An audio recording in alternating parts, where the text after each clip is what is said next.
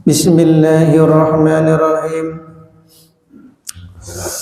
Assalamualaikum warahmatullahi wabarakatuh. Nahmaduhu wa nusalli wa nusallimu ala rasulihil karim. Allahumma la ilma lana illa ma 'allamtana innaka anta 'alamul ghuyub. Rabbi shrah li sadri wa yassir li amri wahlul 'uqdatam min lisani yafqahu qawli. Jamaah salat subuh yang sama-sama dirahmati oleh Allah Subhanahu wa taala. Bersyukur kita sebelumnya kepada Allah Subhanahu wa taala. Alhamdulillah, dengan kasih sayang Allah kita masih diistiqomahkan oleh Allah untuk melaksanakan sholat subuh dengan berjamaah. Mudah-mudahan sholat subuh kita diterima oleh Allah Subhanahu wa taala. Amin. Sehingga kita mendapat jaminan dari Allah. Harapan kita mudah-mudahan kesehatan kita selalu dijamin oleh Allah. Rezeki kita selalu dijamin oleh Allah. Keluarga kita senantiasa dijamin oleh Allah Subhanahu wa taala. Hadirin yang dimuliakan oleh Allah Subhanahu wa taala, melanjutkan nasihat baginda Nabi yang kemarin, sekarang 3 perkara yang bakal menghapuskan dosa. Al-Fatihah. A'udzu billahi minasyaitonir rajim. Bismillahirrahmanirrahim. Alhamdulillahirabbil alamin arrahmanir rahim maliki yaumiddin. Iyyaka na'budu wa iyyaka nasta'in ihdinas siratal mustaqim siratal ladzina. Wa amal kaffaratu, adapun 3 perkara yang akan menghapuskan dosa. Allati adatuha antam huwal khati'ah, yang biasanya akan menghapuskan kesalahan-kesalahan. Apa itu perkara yang akan menghapuskan dosa? Fa isbagul wudu'i fis sabarati, menyempurnakan wudu ketika dingin banget atau cuaca yang sangat dingin. Ya. Ini kadang daerah-daerah tertentu ini ada yang sangat dingin, kayak kalau di ini Ciwidey, kalau di Jawa Tengah di mana, gunung apa itu?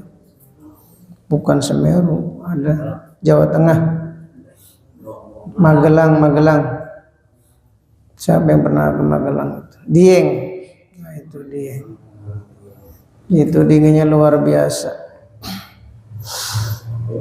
Menyempurnakan wudu ya di saat cuaca panas itu ya biasa. Tapi kalau menyempurnakan wudu di saat cuaca yang sangat dingin, nah ini yang luar biasa. Bifat hataini jam'u sabratin bitfathi fasukunin. Lafat sarab ini jamak dari sabratin. Jadi sabratin ini jamak dari sabratin bitfathi sukunin, yaitu di fathah sukunnya. Ai itmam al-wudu'i, yang artinya menyempurnakan wudu fi waqti syiddatil bardi, di waktu yang sangat dingin, bi ayya ya'tiya bisunanihi, yaitu tetap menyempurnakan sunnah-sunnahnya wudu. Jadi sunnah wudu itu sekedar menyempurnakan wudu. Rukunnya wudu itu ya basuh kepala 1 kali, itu rukun. Wajah 1 kali. Kemudian tangan kanan 1 kali, tangan kiri 1 kali. Rambut 1 kali. Kemudian basuh kaki 1 kali. Itu yang rukun. Jadi kalau orang itu wudu mukanya hanya sekali, tangan kanan sekali, tangan kiri sekali, kemudian ngusap rambut sekali, kemudian basuh kaki, kaki kanan sekali, kaki kiri sekali, itu udah sah. Tentunya ini bisa diamalkan kalau qomat, sudah mau qomat ya, agar kita jangan sampai ketinggalan rokaat masbuk. Nah, maka yang sunnah ini ditinggalkan, termasuk ketika wudhu langsung cepat-cepat membasuh muka sekali, tangan kanan kiri 1 kali, ngusap rambut 1 kali, kemudian kaki kanan kiri 1 kali, supaya nggak ketinggalan sholat berjamaah. Itu kita utamakan yang fardu. Di saat kita ini belum wudhu, maka kalau udah mau qomat, wudhulah yang rukun-rukunnya saja. Ini mana yang lebih utama, supaya kita tidak ketinggalan sholat berjamaah. Akan tetapi dalam hadis ini adalah cuaca yang dingin ya. Cuaca yang dingin kok dia menyempurnakan wudhunya, yaitu dengan berkumur-kumur, cuci tangan terlebih dahulu, kumur-kumur, istimsak, membasuh wajah 3 kali, tangan 3 kali, rambut 3 kali, telinga 3 kali, kaki 3 kali, padahal itu dingin. Nah, ini salah satu amalan kafarat, penghapus dosa. Jadi kok di mana letak dosa? Ya karena pengorbanan kita. Pengorbanan kita yang mau menyempurnakan sunnah. Artinya kita ini dalam perkara sunnah itu nggak boleh diremehkan. Ya, nggak boleh meremehkan perkara sunnah. Karena sunnah itu lebih berharga daripada dunia dengan segala isinya. Sunnah itu lebih berharga daripada surga itu sendiri, bahkan lebih berharga daripada bidadari. Itu nilainya sunnah. Maka orang-orang ahlullah, para kekasih-kekasih Allah itu yang mereka ibadah yang dicari itu ya ridhonya Allah. Tapi ini jarang ya, ini di saat-saat tertentu aja cuaca dingin menyempurnakan wudhu, karena kita kadang nggak tahu ilmunya ya, mau dingin mau panas ya tetap 3 kali 3 kali. Padahal ya kalau udah mau qomat tuh ya rukun-rukunnya saja, tapi jangan disengaja, waktu tahu mau qomat dia ngobrol, ngerokok 1 batang heula. Ya sudah qomat baru wudhu dipercepat. Nah, ini keliru juga. Ya ini kan kalau orang sewaktu-waktu entah malam berbuka itu enggak yang manis dulu, langsung bala-bala 1, cabenya 5. Bala-bala 1, cengeknya 5. Subuh moncrot. Ya, mau qomat moncrot. Ya. Begitu selesai cepat-cepat wudhu mau qomat, udah qomat, maka yang rukun-rukunnya saja, karena ini tidak ada unsur kesengajaan. Ya, tapi kalau orang itu udah mau qomat, ngobrol heula, ya nghabiskan 1 batang tanggung, ya tinggal dikit dihabiskan, lepas kelepus qomat. Nah ini ya keliru. Ya ini dalam kecuali kalau tidak disengaja. Ya, sama halnya qobla subuh. Kalau dia nggak sempat qobla subuh, maka kalau orang sudah terbiasa selepas sholat subuh boleh langsung qobla subuh, bukan qodok namanya. Ya, tapi dengan 2 syarat. Syarat yang pertama tidak ada unsur kesengajaan, keterlambatan dia itu tidak sempat qobla subuh karena itu bukan unsur kesengajaan. Yang kedua memang sudah istiqomah. Begitu juga qobla asar. Qobla asar ini nggak boleh, pada asar itu nggak ada, adanya qobla. Tapi kalau orang sudah istiqomah, kemudian tiba-tiba ya tadi kentut, nggak bisa ketahan, maka akhirnya nggak sempat qobla asar, langsung qomat, maka selepas asar boleh mengerjakan qobla asar. Tapi dengan dua syarat tadi, bukan karena unsur kesengajaan, yang kedua sudah istiqomah. Pokoknya amalan udah istiqomah itu seperti duha. Kalau sudah istiqomah maka dikodok di malam hari. Yang biasa sholat di malam hari, biasa istiqomah, kalau enggak melakukan kesiangan maka dikodok di pagi hari. Karena ketika orang di malam hari dia ketiduran, tidak sempat sholat tahajud. Begitu nanti pagi dia kodok tahajudnya, maka itu mematahkan tulang-tulang setan. Jadi setan itu sudah menggoda dia supaya tidur lelap, tahu-tahu kok bangun iqomat pas paginya selepas terbit matahari dia mengkodok sholat malamnya. Maka itu telah mematahkan tulang-tulang setan. Setan itu sangat kecewa, gagal, artinya dia merasa gagal dalam menggoda manusia supaya tidak tahajud. Tapi ini yang sudah istiqomah, Jadi istiqomah duha nggak sempat, maka bisa dibayar di malam hari. Biasa sholat malam, ya sudah istiqomah, maka kalau kesiangan dikodok di pagi hari. Batasnya sampai kapan? Sebelum masuk waktu zuhur. Maka mendapatkan pahala yang sama. Insyaallah ya. Ini tentang sholat sunnah. Kemudian kembali masalah tadi yang menggugurkan dosa, yaitu menyempurnakan wudhu di saat cuaca yang sangat dingin. Ya kita nggak terasa ya cuaca dingin kalau kita di atasnya Ciwidey itu namanya. Bukan Pangandaran, itu airnya betul-betul kayak es. Jadi kalau untuk cebok tuh ngilu, tahu ngilu ya? Cebok tuh ngilu sampai mengkerut. Jadi kayak air es betul itu. Nah itu kalau wudhu kena tangan itu langsung nyes. Kok dia masih menyempurnakan wudhunya, ini luar biasa. Karena dia itu ya sesuai dengan pengorbanannya, maka bersusah payahnya dia dalam menyempurnakan wudhu di saat cuaca dingin, dosa-dosanya berguguran.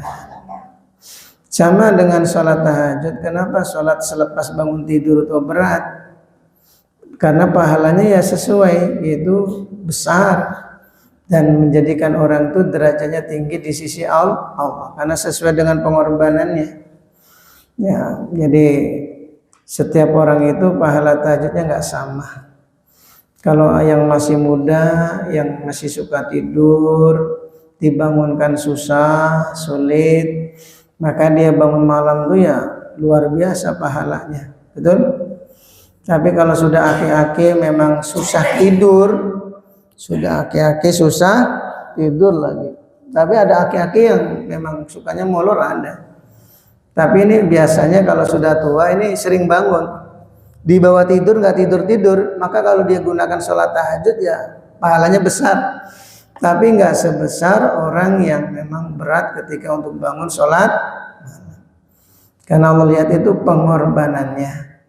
Maka dalam satu hadis Allah itu sangat bergembira ketika ada seorang hamba memiliki istri yang cantik, kemudian tidur di kasur yang empuk, cuaca dingin kok masih tahajud. Nah ini luar biasa, diakui betul. Allah aja bergembira, senyum melihat seorang hamba memiliki istri yang gelis, terus kasurnya empuk dan cuaca dingin. Wah ini, jadi kalau mau bangun itu ya luar biasa. Kalau bangun kalau istrinya jelek ya biasa itu. Memang udah bukan sebeh. Ya, tos sebeh. Jadi ibaratnya ada malaikat berambut panjang, nih beda ini. Nambah lagi kasurnya gak empuk. ya cuaca panas, ya udah lebih baik tahajud. Sudah istri jelek, kasur tipis, cuaca panas, masih nggak tahajud juga. Nah, ini biasa ini. Ini yang luar biasa ini, ya seorang hamba yang punya istri cantik, ya kasurnya empuk, cuaca dingin. Karena biasa ya ujian berat bagi orang yang memiliki istri yang cantik kalau bangun malam tuh kadang antara sholat dengan lanjut. Nah, ya lah lanjut. Kadang istri sudah bangunkan, Mas tahajud apa? Lanjut. Nah, dikira itu lanjut. Begitu kecapean lagi apa itu subuh dibangunkan. Dikira imbuh, tahu imbuh? Nambah deui lagi. Nambah deui. Kapan tahajudnya? Ini resiko punya istri terlalu cantik. Jadi kalau yang biasa-biasa nih ya, nah ini cocok. Ya kalau cantik tuh nggak cocok. Ya nggak cocok malah kesiangan. Wong jelek aja sering kesiangan. Apalagi cantik, tambah nemen nggak pernah tahajud. Ini sesuai dengan pengorbanan. Maka kalau kita nih bangun malam kok terasa ngantuk, males, mau tahajud males, itu dipaksakan. Karena kata para alim ulama, disitulah waktu-waktunya doa kita akan diijabah oleh Allah. Masya Allah. Biasa ada orang tuh ketika tahajudnya terasa ringan, betul nggak? Bahkan kalau sudah menjadi kebiasaan itu malah kalau nggak tahajud nggak nyaman. Karena sudah memang kebiasaan. Tapi yang luar biasa itu ya iktisad, seperti yang Nabi itu iktisad, tengah-tengah. Ya tidur, ya bangun. Ya. Kalau orang itu semalaman suntuk ibadah bertahun-tahun, itu sudah terbiasa, memang nggak bisa tidur. Tapi yang hebat orang masih senang tidur, kok masih menyempatkan bangun, sementara mata terasa kantuk. Nah ini yang luar biasa. Termasuk yang membuat Allah bergembira ataupun senyum adalah ketika orang dalam safar, dalam perjalanan. Karena dalam perjalanan itu kan sebagian daripada adab. Kenapa sebagian dari adab? Karena orang yang perjalanan jauh biasanya makan itu nggak enak. Ya makan nggak enak, kepala pusing, perut mual. Ya diajak ngobrol pun ya sudah nggak nyaman. Maka kalau ingin tahu, kata Nabi, teman kita yang sejati yaitu di saat dalam safar. Kalau dalam safar perjalanan jauh, teman kita masih nolong kita, itulah teman yang sejati. Sejatinya teman. Karena dalam safar itu bagian daripada adab. Ya kita mabuk, malas, teman kita masih mau ngurus. Nah ini luar biasa. Maka termasuk yang menggembirakan Allah adalah orang yang dalam perjalanan dia capek, singgah sebentar mobilnya, kemudian dia menyempatkan sholat tahajud. Nah ini yang luar biasa. Ini termasuk amalan yang menjadikan Allah itu sangat bergembira. Karena lihat pengorbanannya, sesuai dengan pengorbanannya. Baik. Yang kedua, amalan yang menggugurkan dosa adalah wanaqlul aqdami ilal jamaat. Melangkahkan kaki untuk menunaikan sholat berjamaah. Ila sholati ma'al jamaah, yaitu untuk menunaikan sholat berjamaah. Ya, kalau orang pergi ke masjid dengan jalan kaki, maka sebab kita ke masjid dengan jalan kaki inilah berguguran dosa-dosa kita. Kalau pakai motor, gugurannya dosa nggak? Ya enggak lah. Ya roda itu nggak dihitung rodanya. Roda motor. Pahalanya gugurnya dari yang lain. Apa itu? Ya sholat berjamaah. Tapi yang paling sempurna ini memang orang ke masjid itu jalan kaki. Makin langkah kakinya itu makin banyak, semakin banyak dosa-dosanya diampuni oleh Allah. Makanya ketika sahabat dengar hadis ini, sahabat itu jalannya pada muter semua, keliling heula. Ya RT 3 ke RW 5 ke RW 7 muter, padahal mau ke Asukur bukan ke Al-Ikhlas. atau lari ke asyukur. Ini jamaah syukur makin gelo. Tahu ada di RT 2, malah jalannya ke RW 4 muter heula. Kenapa? Biar banyak langkahnya. Oh, berarti yang gila tuh kamu itu. Nggak tahu hadisnya. Jadi makin banyak langkahnya semakin berguguran dosa-dosanya.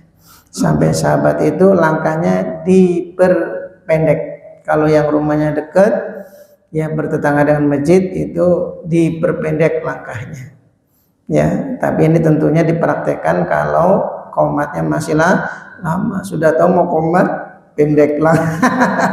Wah, nyampe ke masjid jamaah sudah bubar. Jadi boleh dipraktekin kalau pas azan langsung ke masjid. Langkahnya itu setengah-setengah. Langkahnya setengah-setengah. Bahkan lebih pendek pun nggak apa-apa. Ini kalau memang qomatnya masih lama. Tapi kalau sudah mau qomat, langkahnya dipercepat. Mengutamakan yang fardu.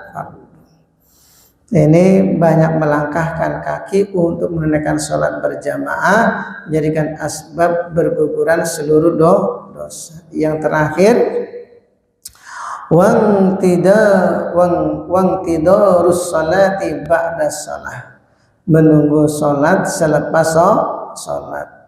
Nah ini liyusalliyaha fil masjid, agar dia bisa sholat di masjid. Wa misluhu intijaru kulli khairin, atau seperti atau sama dengan orang yang menunggu dalam setiap kebaikan. Ya, ini habis sholat subuh kita menunggu sholat isyraq. Ya, sambil menunggu sholat isyraq, menunggunya kita yang ditunggu adalah kebaikan, maka itu berguguran dosa-dosa kita. Masya Allah. Taklim ini niatnya apa taklim? Sambil niat untuk menunggu waktu isyraq. Kalau kita nggak isyraq, kita niat nunggu waktu sholat zuhur. Maka kita niatkan menunggu waktu sholat zuhur itu menjadikan asbab kafarat, penghapus dosa. Dan ini tidaklah mudah ya. Kalau nggak diingatkan tuh nggak gampang. Jadi kalau kita ini habis sholat, kita walaupun aktivitas kerja, niatkan menunggu sholat zuhur. Habis sholat zuhur ke kantor, tetap di kantor tuh niatnya menunggu sholat asar. Itu namanya ribat benteng. Ya, itu termasuk kafar. Kalau diniatkan menunggu untuk sholat. Dan setiap kebaikan, habis taklim istighosah, habis istighosah rencana mau taklim, maka nunggu taklim itu setelah istighosah itu adalah berguguran dosa. Pokoknya wa misluhu intidaru kulli khairin, setiap menunggu setiap kebaikan itu menggugurkan dosa. Jadi kalau habis yasinan menunggunya sholat isyraq, maka itu menunggunya waktu masuk isyraq berguguran dosa. Habis isyraq menunggu waktu sholat duha, maka nunggunya kita menunggu waktu sholat duha itu berguguran dosa. Enak nggak? Ya, enak. Jadi agar dosa-dosa kita mudah diampuni, yaitu niatnya menunggu, niat menunggu. Kalau ternyata yang didatangin adalah malaikat Israel, nah kita sudah mendapatkan pahala apa yang kita niatkan, insyaallah ya. Karena amalan kafarat, penghapus dosa. Maka beruntung kita ini habis sholat subuh duduk dalam taklim, niatnya sambil nunggu waktu isyraq. Kalau sudah isyraq atau duha awal, niatnya nunggu waktu sholat duha. Sudah sholat duha, nunggu waktu sholat zuhur. Terus habis sholat zuhur, maka semakin banyak kita dinunggu setiap untuk kebaikan, semakin banyak dosa-dosa yang akan diampuni oleh Allah. Inilah 3 perkara amalan yang akan menggugurkan dosa. Yang pertama apa? Yang pertama menyempurnakan wudhu di waktu cuaca dingin. Nanti dia jadi pertanyaan door prize nih, ingat-ingat ya. Pokoknya yang dengerin sungguh-sungguh nih gampang nih. Ya, amalan kafarot apa? Pertama, menyempurnakan wudhu di waktu cuaca dingin. Yang kedua, melangkahkan kaki untuk menaikkan sholat berjamaah. Yang ketiga, menunggu sholat selepas sholat. Coba pandangan diulang deh. Ya, pokoknya tadilah gitu aja. Pokoknya menyempurnakan sholat.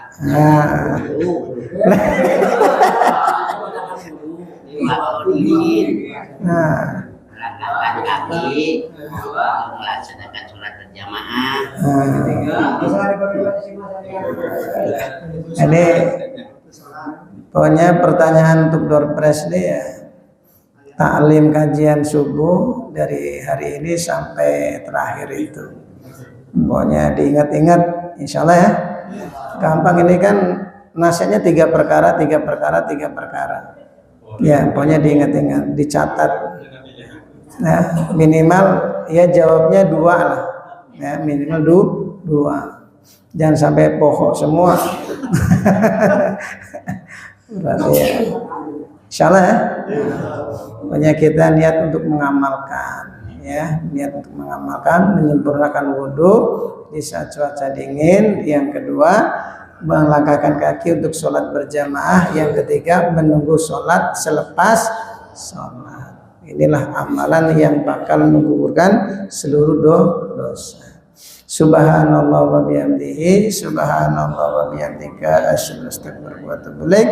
Wassalamualaikum warahmatullahi wabarakatuh.